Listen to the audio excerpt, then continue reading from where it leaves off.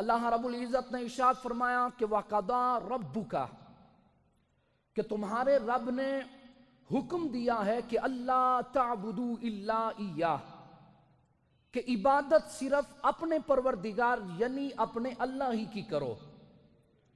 وَبِالْوَالِدَيْنِ إِحْسَانًا، اور اپنے والدین کے ساتھ حسن سلوک کرو.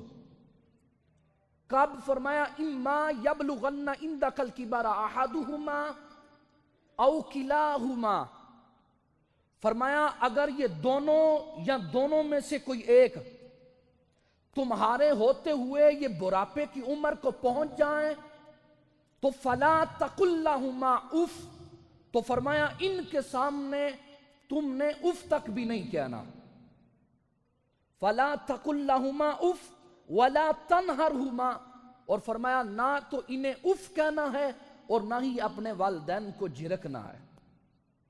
یہاں رب کائنات نے جو فرمایا نا کہ یبلغن عندک الکبر، کہ جب وہ بڑھاپے کے عالم میں پہنچ جائیں، والد تو والد ہے، ماں تو ماں ہے، چاہے وہ بچے کی ہے یا جوان کی ہے.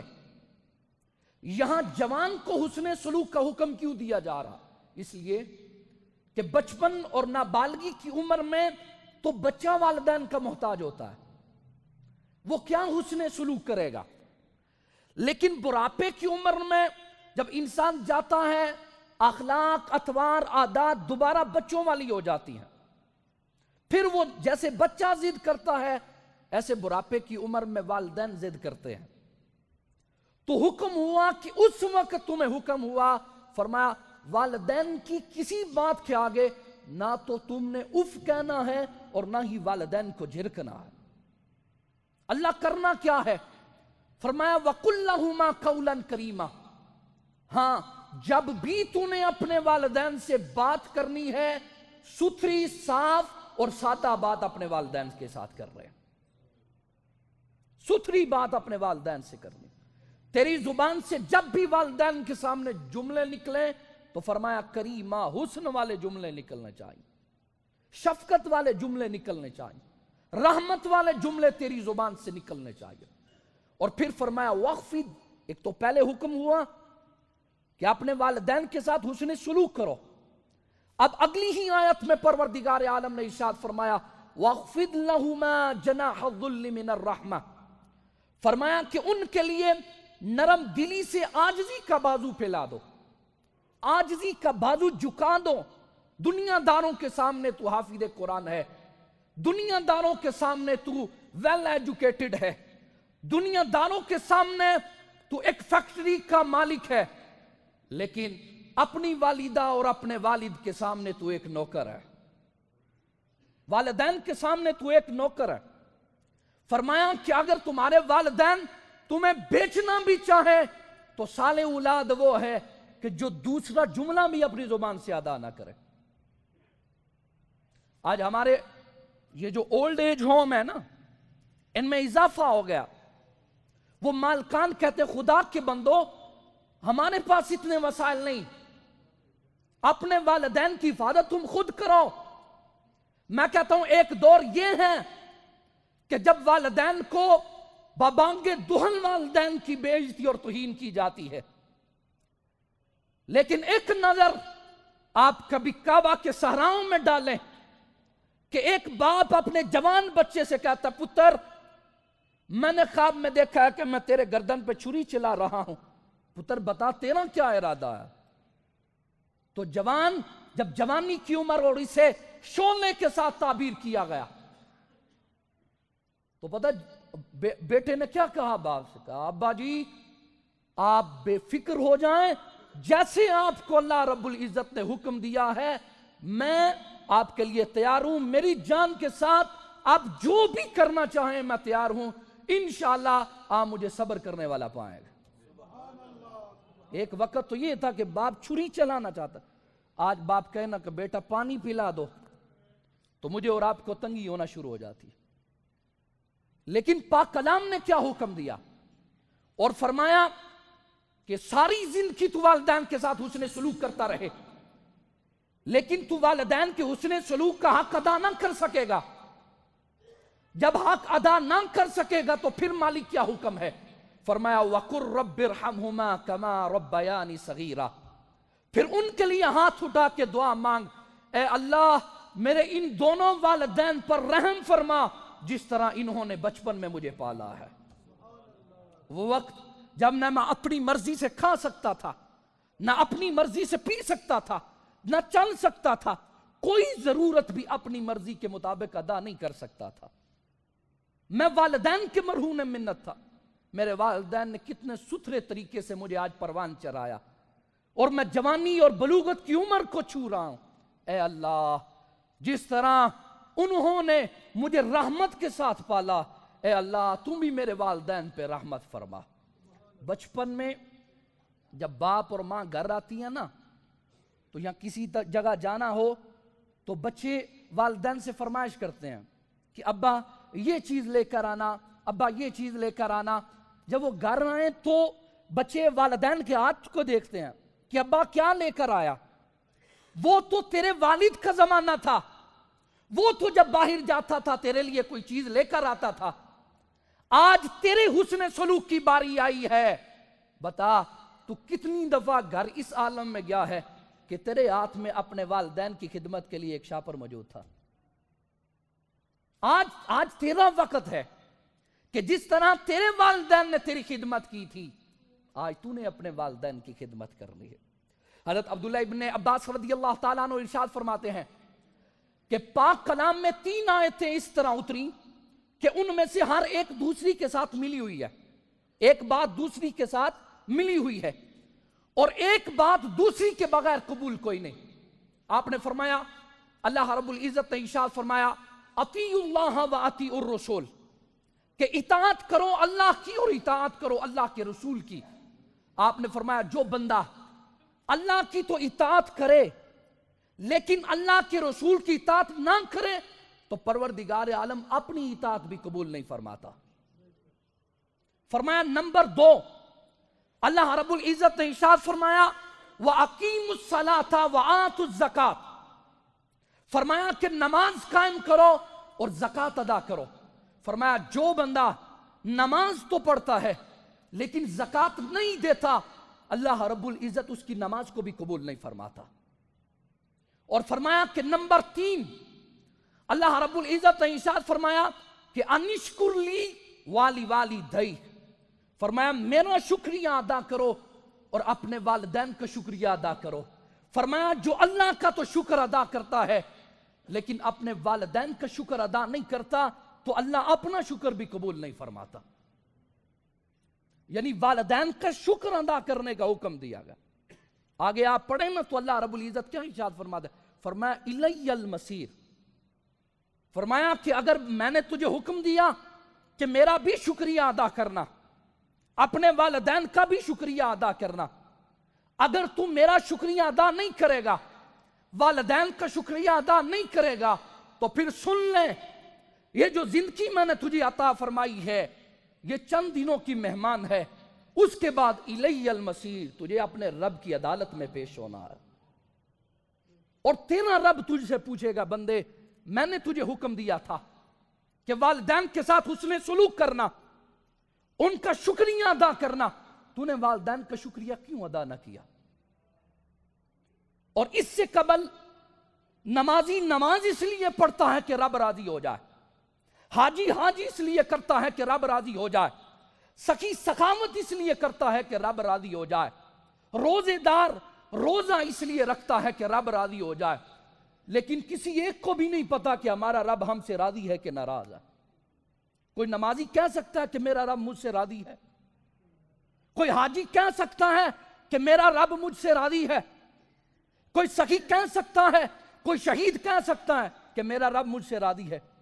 صحابہ نے عرض کیا جان عالم ہم سارے اعمال تو اس لیے کرتے ہیں کہ ہمارا رب ہم سے راضی ہو جائے. آقا ہمیں کیسے پتا چلے گا کہ ہمارا رب ہم سے راضی ہے کہ ناراض ہے؟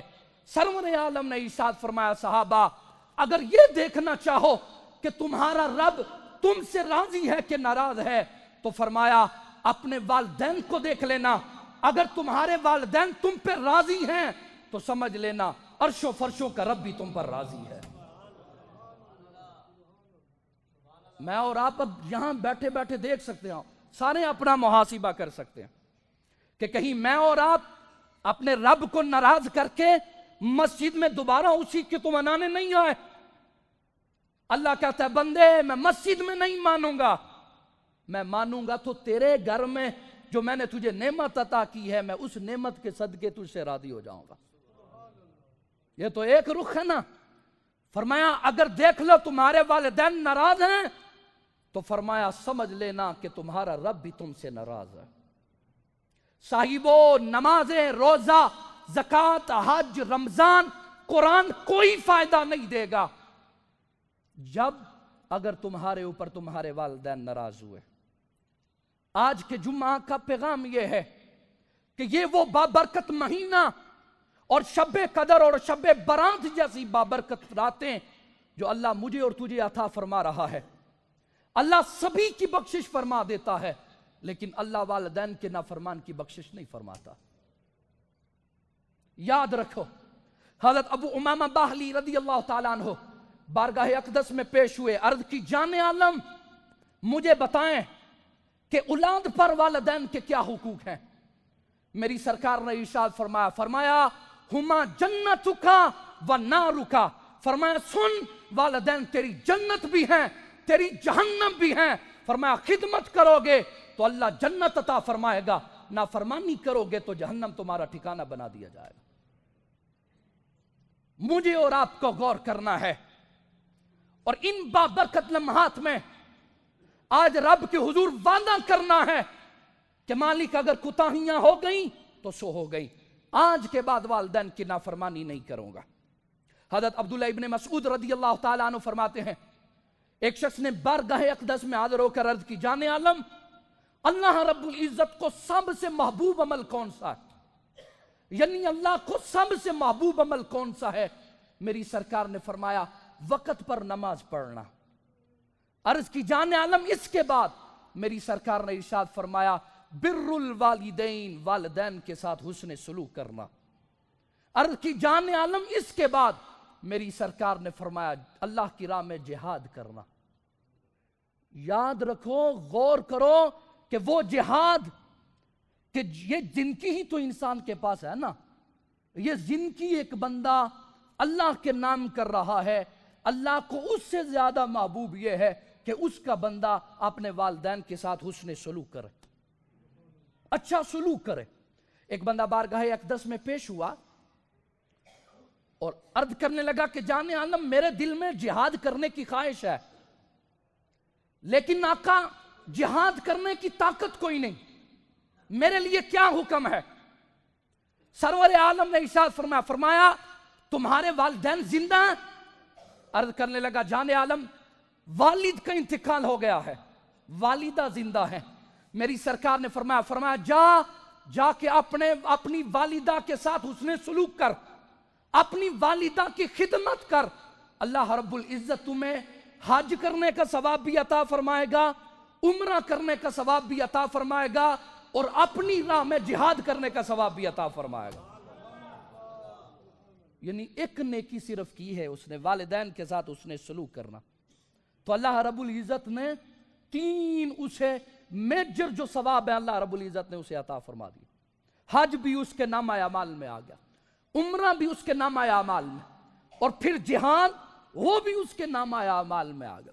پھر حضور سرور عالم نے ارشاد فرمایا آج ہر بندے کی خواہش یہ ہے کہ میری عمر لمبی ہو اور میرے رزق میں اضافہ ہو، اس کی خاطر ہم بوٹے شاہ کے پاس تو چلے جائیں گے، لسور شاہ کے پاس تو چلے جائیں گے، لیکن یہ نہیں دیکھیں گے کہ قرآن رہنمائی اس حوالے سے کیا کرتا ہے، اس حوالے سے سرور عالم کے فرامین کیا ہیں۔ حضرت انس بن مالک رضی اللہ تعالیٰ عنہ نے ارشاد فرمایا کہ حضور سرور عالم نے ارشاد فرمایا تم میں سے جو شخص یہ چاہتا ہو کہ اس کی عمر لمبی ہو، اس کے رزق میں اضافہ ہو، تو اپنے والدین کے ساتھ حسن سلوک کرے۔ والدین کے ساتھ حسن سلوک کی برکت سے اللہ بندے کی عمر بھی لمبی فرما دے گا، اللہ بندے کے رزق میں بھی برکت عطا فرما دے گا۔ لسور شاہ کے یہ جو وظیفہ سرور عالم بتا رہے ہیں اس کی قبولیت میں کوئی شک ہو سکتا ہے؟ کوئی خرچہ ظاہری اعتبار سے، کوئی مالی اعتبار سے کوئی خرچہ نہیں، تو پھر کیوں در در کی ٹھوکریں کھاتے ہو؟ وہ مرشد جو تمہارے گھر میں صبح و شام موجود ہے، اس مرشد کی خدمت کیوں نہیں کرتے؟ اسے راضی کرنے کی تعبیریں کیوں نہیں کرتے؟ پھر حضرت ابو ہریرہ رضی اللہ تعالیٰ عنہ ارشاد فرماتے ہیں، ایک صحابی بارگاہ اقدس میں پیش ہوئے اور عرض کی جان عالم میرے حسن سلوک کا سب سے زیادہ حقدار کون ہے؟ یعنی سب سے زیادہ اچھا سلوک میں کس کے ساتھ کروں؟ میری سرکار نے فرمایا امو کا، اپنی ماں کے ساتھ سب سے زیادہ حسن سلوک کر۔ پھر عرض کی جان عالم اس کے بعد میرے حسن سلوک کا سب سے زیادہ حقدار کون ہے؟ سرور عالم نے ارشاد فرمایا امو کا، تیری ماں۔ عرض کی جان عالم اس کے بعد میرے حسن سلوک کا سب سے زیادہ حقدار کون ہے؟ سرور عالم نے فرمایا امو کا، تیری ماں۔ عرض کی جان عالم اس کے بعد میرے حسن سلوک کا سب سے زیادہ حقدار کون ہے؟ پھر چوتھے نمبر پہ میری سرکار نے ارشاد فرمایا ابا کا، تمہارا باپ۔ جہاں والدین کے ساتھ حسن سلوک کا حکم دیا، وہاں اللہ کے قرآن نے اور سرکار کے فرمان نے ماں کے حق اور ماں کی خدمت کو مقدم رکھا۔ وہ تکلیفیں جو ماں انسان کی پیدائش کے وقت برداشت کرتی ہے، وہ باپ کے حصے میں تو نہیں نہ آتی۔ اس وجہ سے ماں کے حق کو مقدم رکھا گیا۔ اور یہ حق کتنا مقدم رکھا گیا؟ آج ہم صرف اتنی بات سے باپ سے خفا ہو جاتے ہیں، ماں سے ناراض ہو جاتے ہیں کہ اماں میری جنانی دے سامنے عزت نہیں کر دی، ابا مینوں گالاں کھڑدا ہے۔ لیکن او غلامو سنو، حضور سرور عالم کی بارگاہ میں ایک صحابی آئے، آ کے عرض کی جان عالم میں اپنی والدہ کی ہر ضرورت پوری کرتا ہوں، نانو نفقہ کا پورا انتظام کرتا ہوں، لیکن آقا میری والدہ مجھے زبان سے تکلیف پہنچاتی ہے، یعنی سخت جملے زبان سے کہتی ہے۔ آقا میرے لیے کیا حکم ہے؟ میری سرکار نے ارشاد فرمایا اپنی والدہ کے ساتھ حسن سلوک کرو۔ عرض کی جان عالم زبان سے تکلیف پہنچاتی ہے، میری سرکار نے ارشاد فرمایا یہ زبان سے تکلیف پہنچانا کیا ہوا؟ اگر تمہاری ماں تمہارے جسم سے گوشت بھی کاٹ لینا، تب بھی تم اپنی ماں کا 4.25 آنے بھی حق ادا نہیں کر سکو گے۔ تمہارے جسم سے گوشت بھی کاٹ لینا، تب بھی 4.25 آنے تم اپنی ماں کا حق ادا نہیں کر سکو گے۔ وہ ساری زندگی کے حقوق کہاں ادا کریں گے ماں اور؟ پھر میری سرکار نے ارشاد فرمایا او صحابی تو نے نہیں سنا؟ اور ایک صحابی جہاد کی خاطر آئے، سرکار سے اجازت مانگی، حضور اجازت دے میں نے جہاد کے لیے جانا ہے۔ میری سرکار نے فرمایا ماں زندہ ہے؟ عرض کی جان عالم زندہ ہے۔ فرمایا جہاد کے لیے کیوں جانا چاہتا ہے؟ عرض کی حضور اس لیے جہاد کروں گا تو اللہ جنت عطا فرمائے گا۔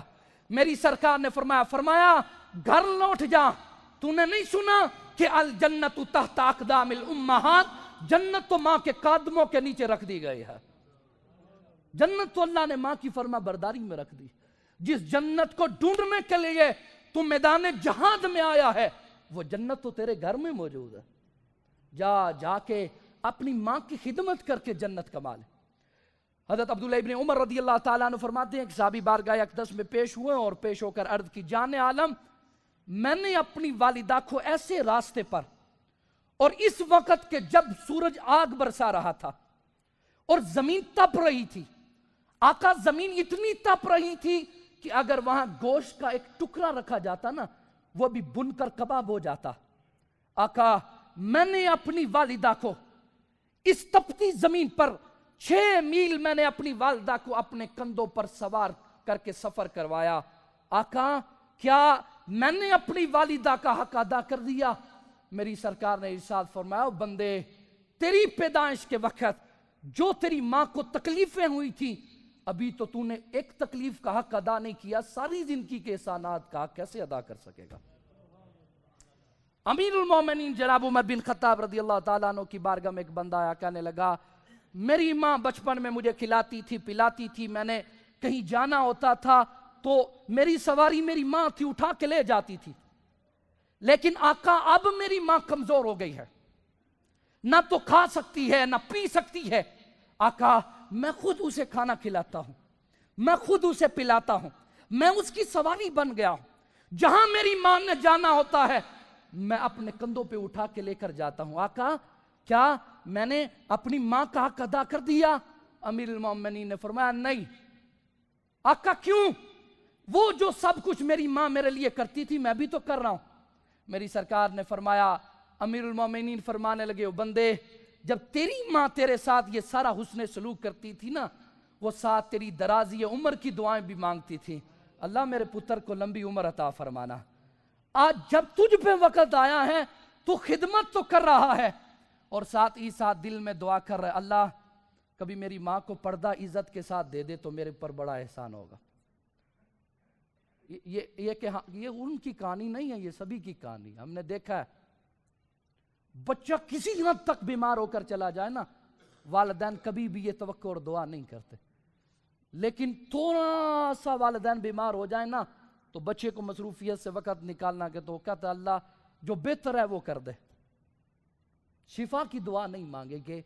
کیا ہوتا ہے کہ اللہ انہیں پردہ دے دے۔ فرمایا کیسے حق ادا کر سکو گے ان کا؟ اور حق کیا ہے؟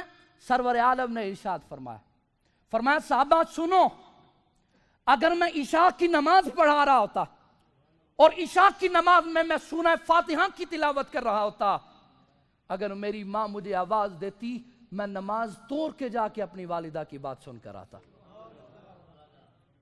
صرف حکم ارشاد نہیں فرمایا، جن کو اللہ نے یہ نعمت دی ہے قدر کر لو۔ سرکار جب فتح مکہ ہوا تو مسجد میں تشریف لائے، صحابہ کا جمع غفیر، صحابہ کو دیکھ کر اٹھ کھڑے ہوئے، سرکار کی چشمان میں اقدس میں آنسو بہنے لگے۔ صحابہ نے عرض کیا جان عالم کوئی ہماری وجہ سے تکلیف پہنچی؟ فرمایا نہیں۔ آقا اس رونے کا سبب کیا ہے؟ میری سرکار نے فرمایا آج اللہ نے مجھے اتنی عزت عطا فرمائی ہے تو آج مجھے میری ماں یاد آ گئی، کاش میری ماں زندہ ہوتی، آج دیکھتی کہ اللہ نے اس کے بیٹے محمد کو کیسی عزتیں عطا فرمائی، کیسی عزتیں اللہ نے عطا فرمائی۔ صاحبو یہ میرے اور آپ کے لیے جنت بھی ہیں اور جہنم بھی ہیں۔ میری سرکار کے بڑے پیارے صحابی تھے حضرت علقمہ رضی اللہ تعالیٰ عنہ، بیمار ہو گئے، اب وقت نزاع ہے تو بیوی نے ایک قاصد بھیجا سرکار کی بارگاہ میں کہ حضور آپ کا غلام علقمہ بیماری کی وجہ سے موت و حیات کی کشمکش میں ہے، حضور کیا حکم ہے؟ سرور عالم نے چند صحابہ کو بھیجا، فرمایا جاؤ جا کے میرے غلام کو کلمے کی تلقین کرو۔ صحابہ آئے، کہا علقمہ پڑھو لا الہ الا اللہ۔ صحابہ کلمہ پڑھاتے، کوئی کلمہ منہ سے جاری نہیں ہوتا، کوشش کرتے پڑھنے کی لیکن پڑھا نہیں جاتا۔ صحابہ نے آ کے سرکار کو بتایا، میری سرکار نے فرمایا پتہ کرو اس کے والدین زندہ ہیں۔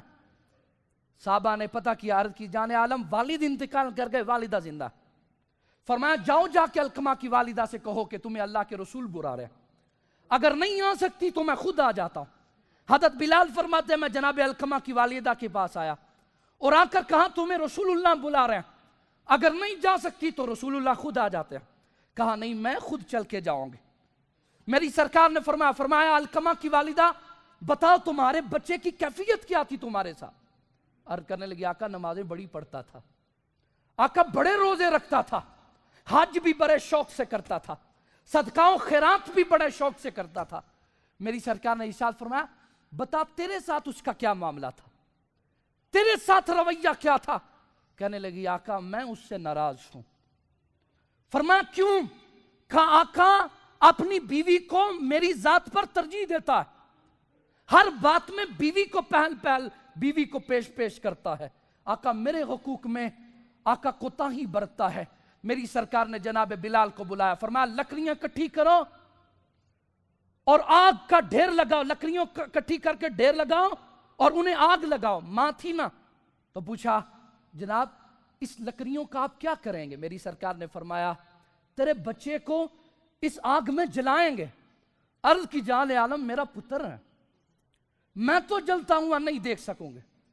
فرمایا اگر اسی ناراضگی کی عالم میں اس کی روح کفسر انسی سے پرواز کر گئی، یہ دنیا کی آگ تو کچھ بھی نہیں ہے، اسے تو جہنم کی آگ میں جلنا پڑے گا. اگر چاہتی ہو کہ تمہارا بچہ جہنم کی آگ سے بچ جائے تو اسے اللہ کی رضا کے لیے معاف کر دو. حضرت علقمہ کی والد نے کہا اللہ کے رسول میں اپنے پتر کو معاف کرتی ہوں. میری سرکار نے صحابہ کو بھیجا, فرمایا جاؤ جا کے اب اسے کلمہ پڑھاؤ. اب صحابہ آئے, آ کے جناب علقمہ کو کلمہ پڑھایا تو جناب علقمہ نے ادھر کلمہ پڑھا, ادھر روح کفسر انصری سے پرواز کر گئے. سرکار نے فرمایا کفن دفن کا انتظام کرو. حضور سرور عالم نے نماز جنازہ پڑھائی. نماز جنازہ پڑھانے کے بعد سرکار نے ان کی قبر کے کنارے پہ کھڑے ہو کے کہا, فرمایا جو شخص اپنی بیوی کو اپنی ماں پر ترجیح دے, فرمایا یاد رکھو اس پر اللہ کی بھی لعنت ہے, فرشتوں کی بھی لعنت ہے, اور سارے لوگوں کی بھی اس پر لعنت ہے. یہ آج ہر جوان کی کہانی ہے.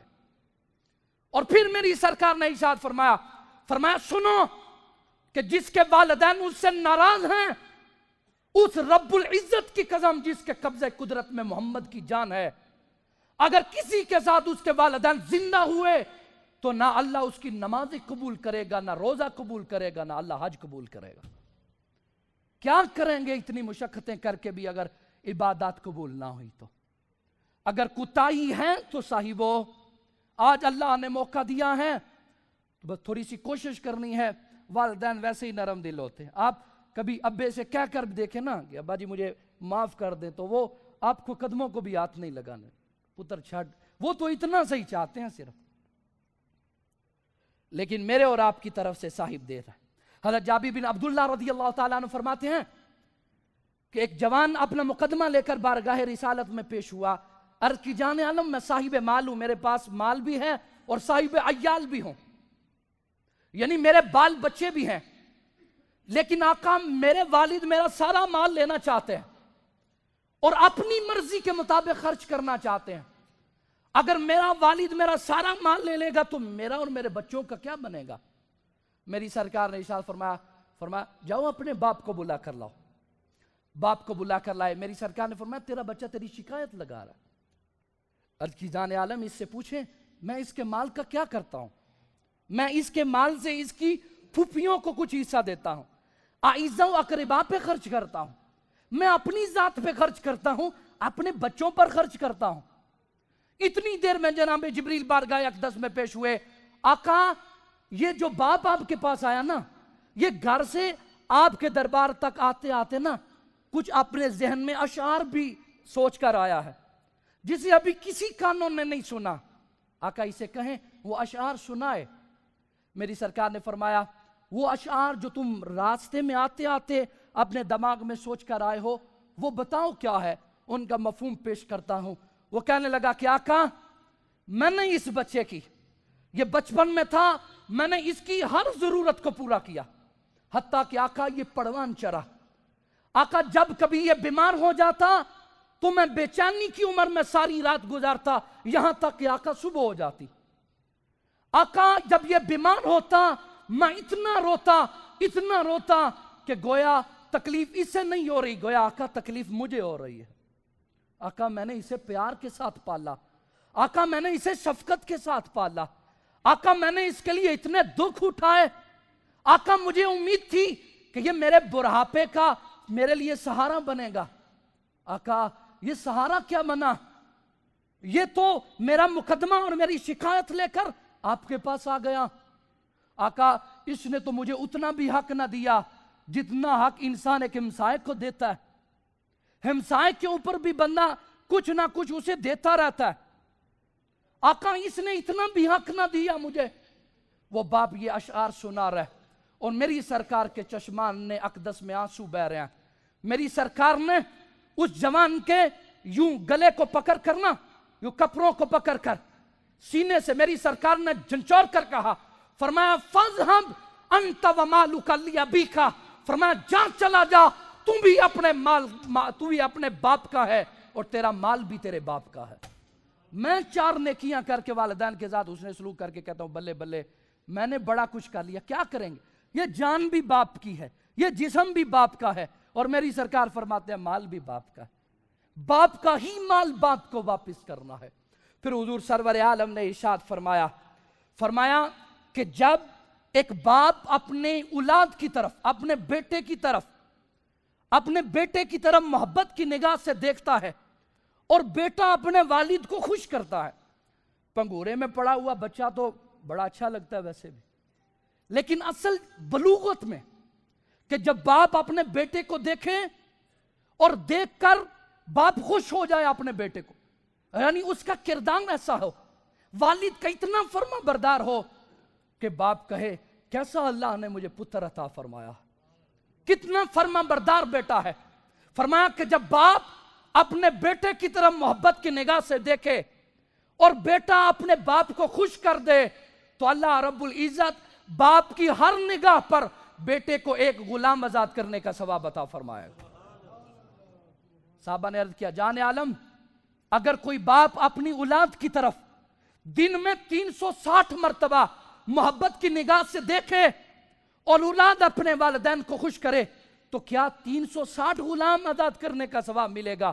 میری سرکار نے فرمایا ہاں، جتنی دفعہ بھی والد اپنی اولاد کی طرف محبت کی نگاہ سے دیکھے گا اور اولاد والدین کو خوش کرے گی تو اللہ اتنی ہی دفعہ انہیں غلام آزاد کرنے کا ثواب عطا فرمائے گا.